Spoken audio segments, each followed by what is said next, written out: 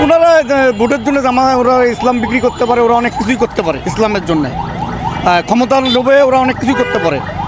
তাই বলি আমরাও ইসলামের দল, আমরাও নামাজ পড়ি, আমাদের বিএনপিও নামাজ পড়ে। আমরা কোনো দিন আমরা বলি না আমরা ইসলামের দল, আমরা বেহেশত যাবো যাবো আমাদের দল, এটা কোনো দিন বলে নাই। সবাই মুসলমান হিসেবে নামাজ পড়ি। আমরা একটা দলকে ভালোবাসি।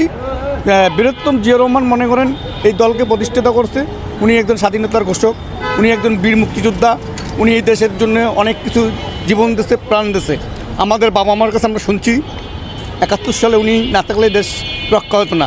উনি পাকিস্তানের বেতন খেয়ে উনি এই দেশের জন্য লড়াই সংগ্রাম করছে। জামায়াতের একজন নেতা বলছে যে কোনোদিন আমাদের তারেক রহমান এই কথা কোনোদিন ধান্দাবাজি না। তারেক রহমান যেটা বলছে উনি তার বাবার মায়ের নিয়ে সে প্রতিষ্ঠাতা নিয়ে কাজ করতেছে। আর যেটা খালেদা জিও বলছে সেটাই তারেক রহমান করবে। এখানে জামাতরা অনেক কিছুই বলবে, বিরোধী দলরা অনেক কিছু করবে। তারেক রহমান যেটা মুখ দিয়ে বলছে এটাই হবে এই বাংলাদেশের মাটিতে। উনি বলছে কি সবার আগে বাংলাদেশ। কোনো সময় বিএনপি কোনো কারোর সাথে প্রতারণা করে নাই, শহীদ রাষ্ট্রপতি জিয়া রহমান কোনো কারোর সাথে প্রতারণা করে নাই, বেগম খালেদা জিও কারোর সাথে প্রতারণা করে নাই। ঠিক আছে, তাহলে আমাদের নেতা জনাব তারেক রহমানও কারোর সাথে প্রতারণা করবে না, করেও নাই দেশের জন্য।